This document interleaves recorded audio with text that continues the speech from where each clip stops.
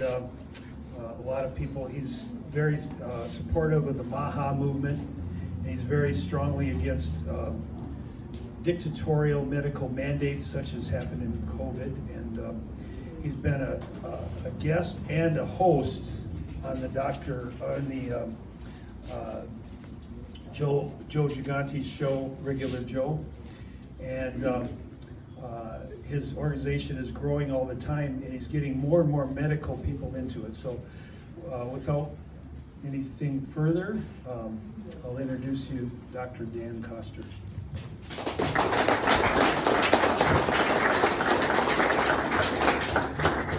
Thank you, everyone. I am delighted, honored to be here. This is America. We're, 11 days before 250 years, the Declaration of Independence. And I had a brat, I had watermelon. My opening joke is whenever a patient or a friend or a relative says to me, I'm kind of concerned about my memory, I always say the same thing. I say, you know, that's the third time in the last 10 minutes you told me that. Which is cruel but fun. Physicians for Freedom is a physician-led organization. We are run by donations only, and we have a mission, as Dr. Tony alluded to, factual, rational, and respectful or compassionate debate. That mission contains no topic, nothing specific. It's a process, because we believe by debating and by encouraging airing of differences, then we understand each other better and we arrive at a mutual understanding of the truth. It's the only way to do it. And anything that does not do that keeps you from truth. It prevents establishing trust from a track record with other people, and it keeps people apart. Whereas if you have a common understanding of the truth, you can agree on things, you can agree to disagree, you can work things out peacefully. And if you have peace and a common understanding of truth, that is liberty. So we want to apply that to all topics everywhere, especially if you want to govern yourselves as a country. That's the only way to do it. And we used to do a lot of that. 250 years ago, there was a lot of that going on. I heard some 20, 30 years ago, the most common type of book in the early, the colonial days and the early days around the time of the Revolution, law books. People studied law and they knew law. Well, part of it was because there wasn't a central authority established running everything for them. So they knew the principles of law.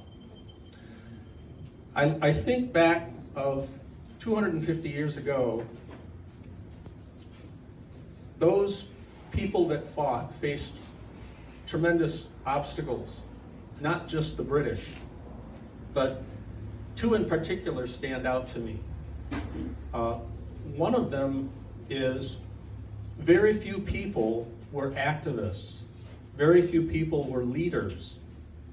In any group of people, maybe 10% are going to be leaders. That evolved to be that way. You can't have everyone leading, but you can't have no leaders. So 10% is about right. So in the colonial times, there was maybe 10% of the leaders. Well, some of those leaders were pro-King George. They were loyalists. Some of the leaders were rebels, and some of the leaders were undecided on that question. But so you get a couple of different categories of a minority of the people. And I think the vast majority of people in those days were pretty apathetic. They weren't involved. That wasn't on their radar screen. And so how does a small group of leaders, pro-Declaration of Independence, pro-liberty, anti-British, how does that small group get its message across?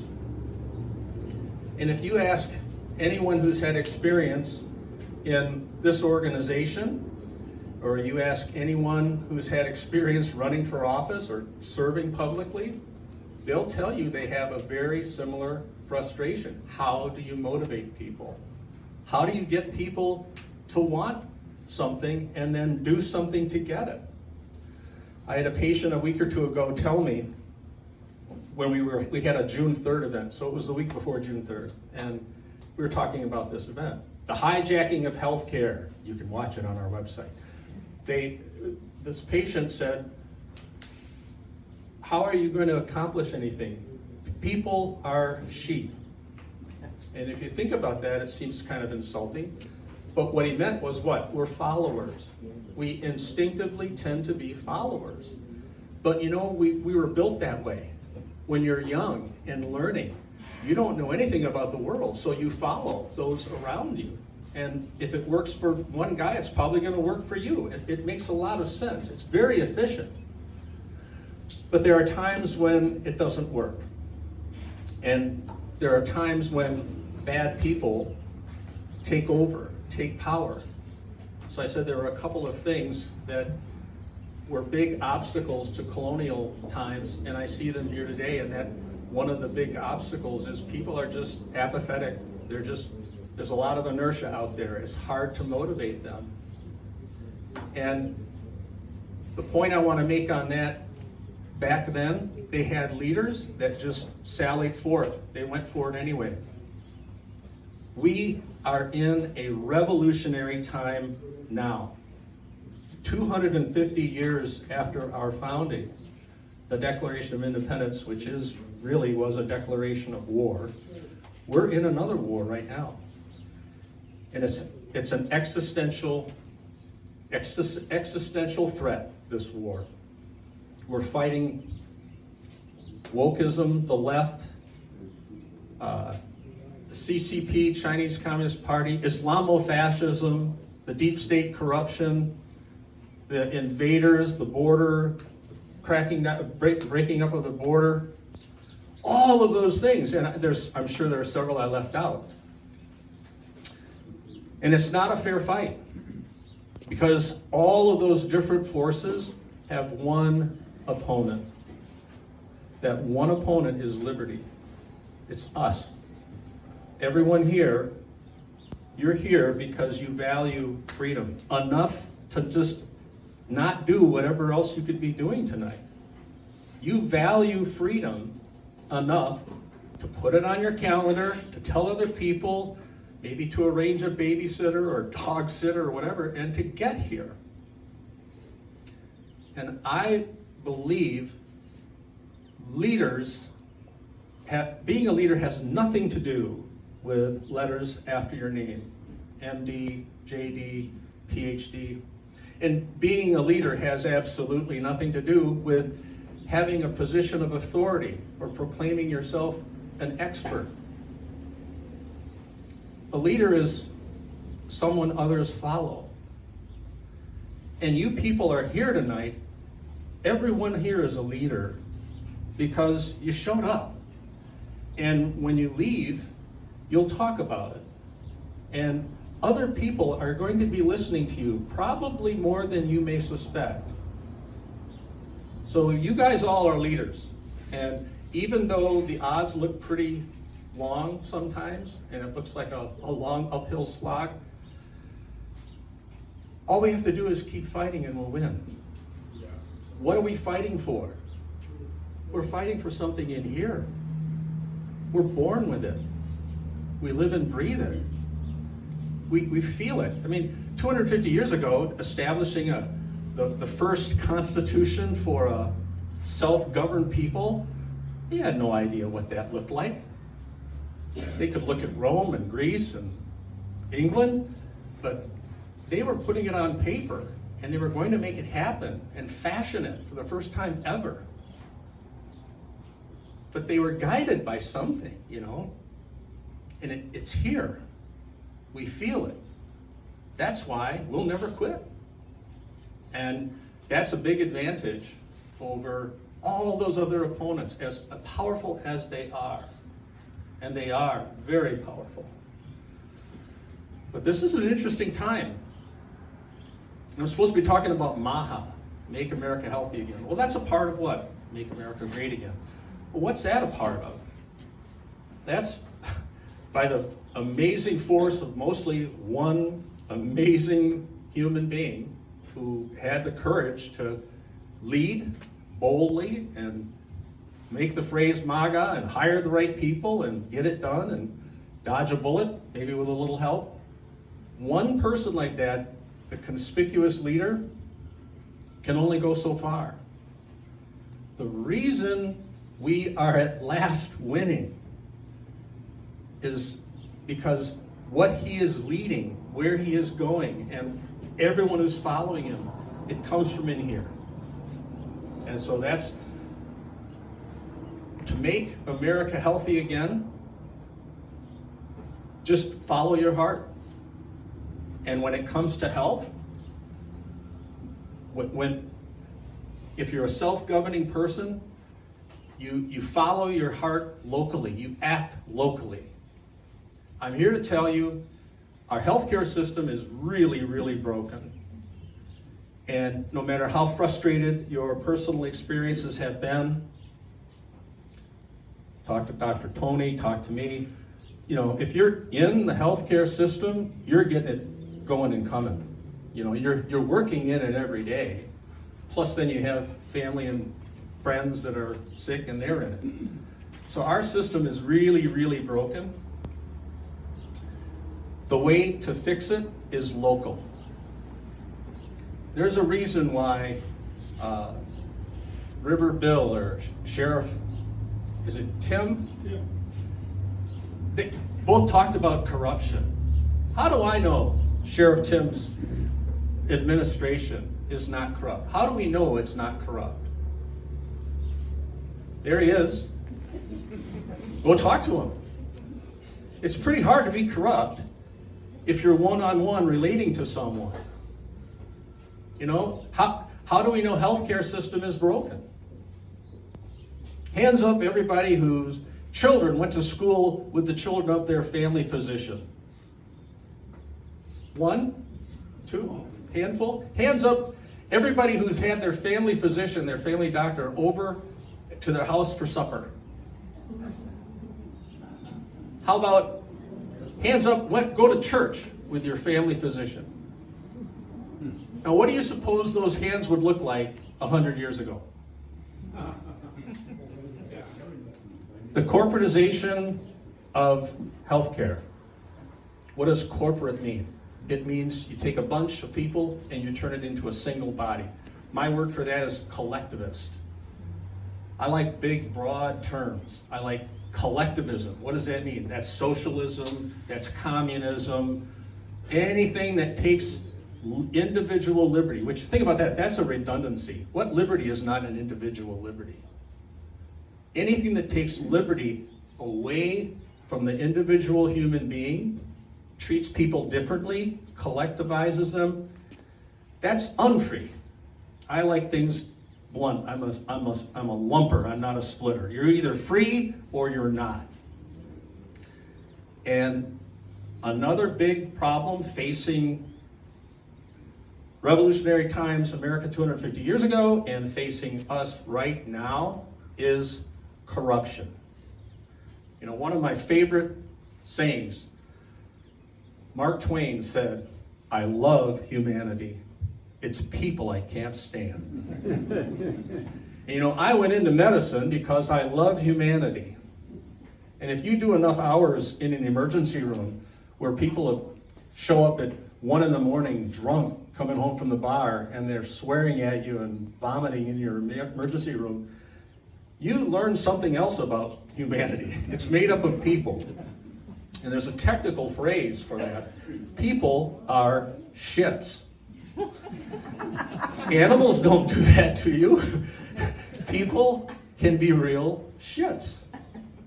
And why do I say that? That connects to one of the big problems we have, which is corruption. People make things corrupt. They're the ones, if you,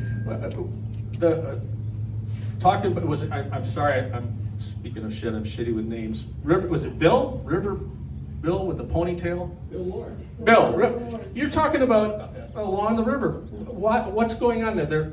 Why does someone think they should take your property? Why do people think that they should control your health care? We've got, medicine is doctor and patient. That's medicine. It's a one-to-one connection. It's sacred. You don't break that. But healthcare has at least three other components. Certainly insurance companies, they're a part of our healthcare system now. Government, big part. And I put the fifth one as employers because they kind of got roped into it 50 years ago or so. Well, medicine's only the first two. That's medicine, and our problem in healthcare is it has gotten corporatized. It has gotten collectivist. And if you are a collective entity, by definition, you just took power away from individuals. You just stole someone's liberty. And whenever you go into an examination room with your doctor, you've got government and insurance in there with you. You're sitting in that little examination room with the largest bureaucracies in the known universe. And they're in control. They control the money. They control where patients go. Our system of law is you are innocent until proven guilty. That's really important. And we see that eroding now on the left, right? People getting accused of things in European governments, and you're free. There's no such thing as free speech anymore in a lot of these places, and they're trying to make that happen here. But this idea of the presumption of innocence, you must be proven guilty, I would take that and totally invert it. If you are a collectivist corporate entity, you are guilty unless proven innocent. The burden of proof is on you. If you are a big, complicated insurance company, why are you so complicated?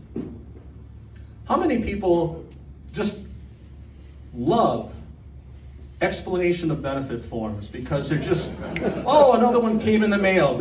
I'm going to kick ass. This is going to be fun. No one. I was in medical school. I have relatives that have lives in insurance.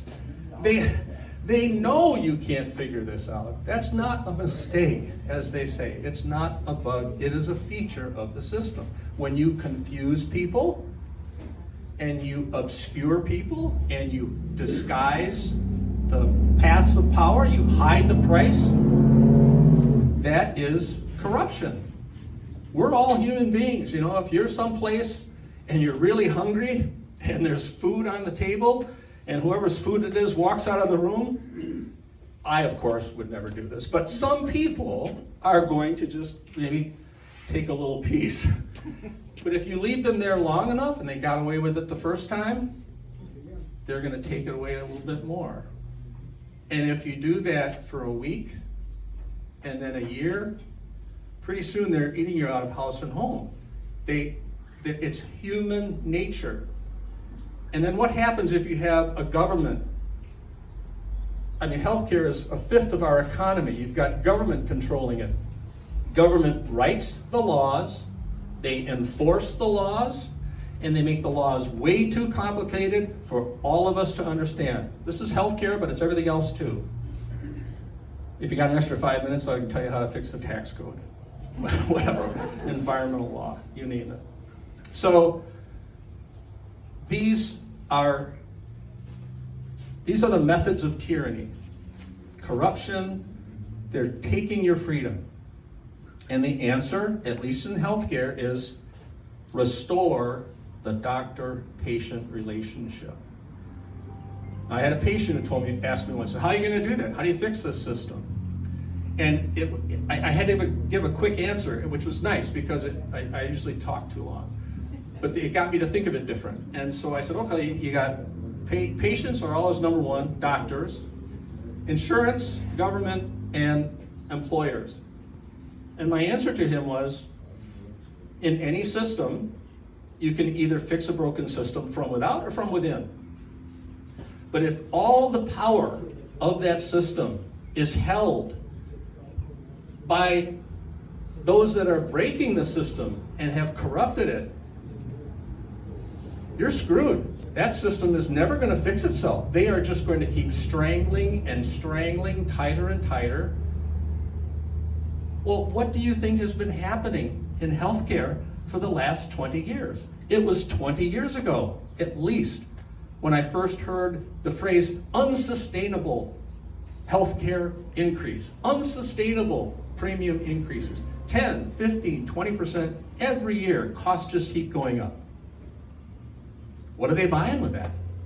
Obviously, your healthcare must be just amazing now, all that money going to it. Well, of course, it's corrupt.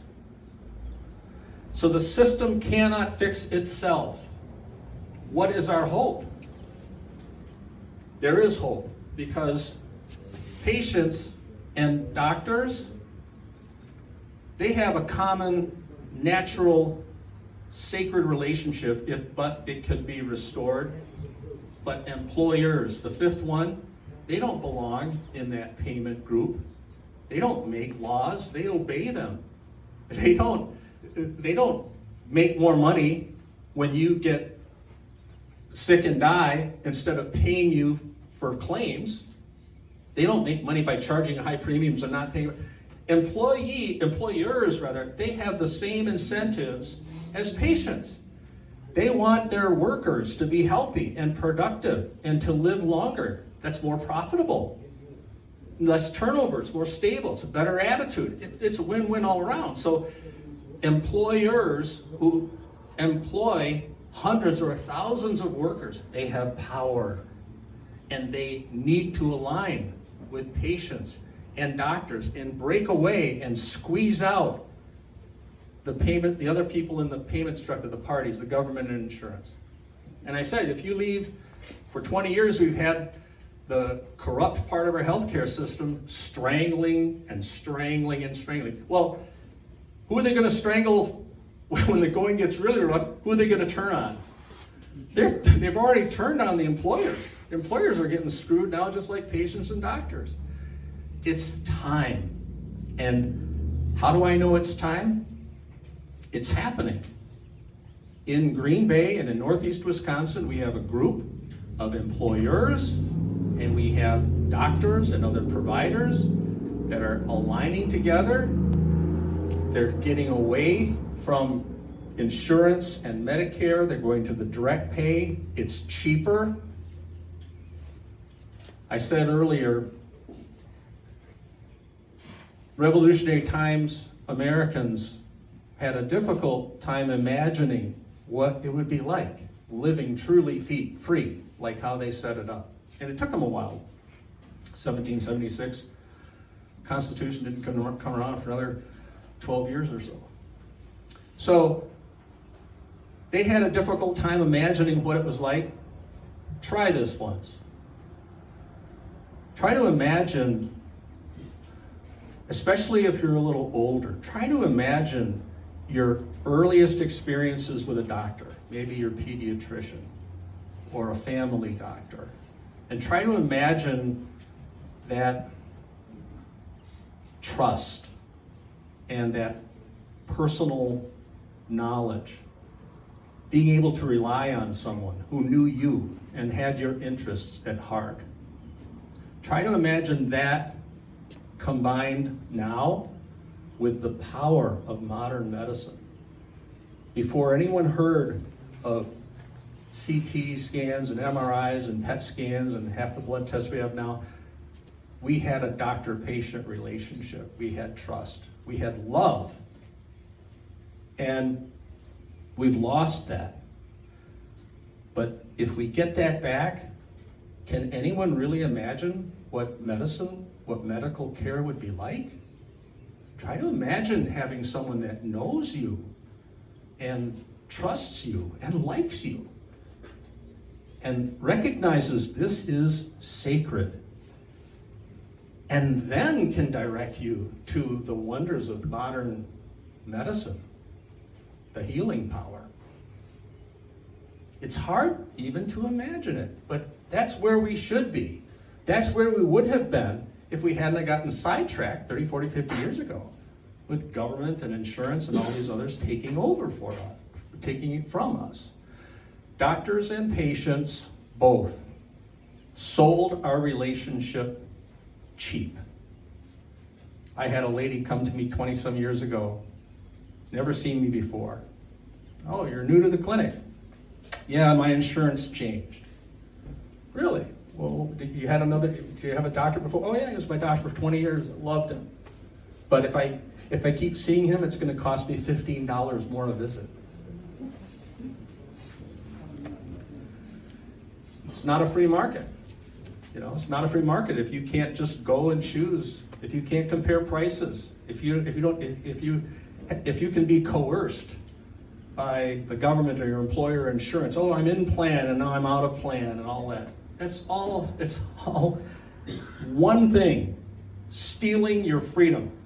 It's destroying the free market, destroying the doctor-patient relationship. But we can get it back. All we got to do is want it. And after all, why should we want it? Well, it's here.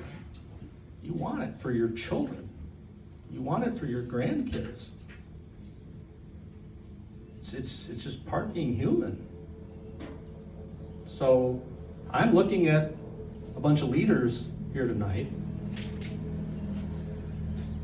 Maybe you never were on your student council, or maybe you never were in any position of leadership, but you know who you are. You know you've got people you can talk to and you can reach them and they'll follow you.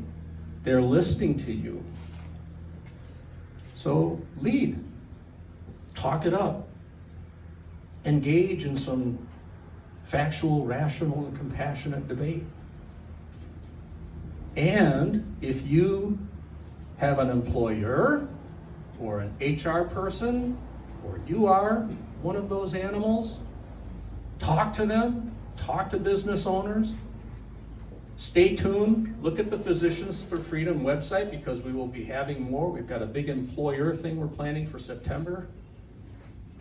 Things can be way, way, way better. And I can't think of many things that are more important or more reachable if you just knew how close you were to it. Chris is going to take his hat off when I had 5 minutes. I'm just assuming that he took his hat off late because I'm pretty much done, I think. We can take some, I would be delighted to stay as long as you'd like for Q&A. Yeah. Thank you, everybody. I appreciate your attention tonight. Thank you for coming out and being leaders.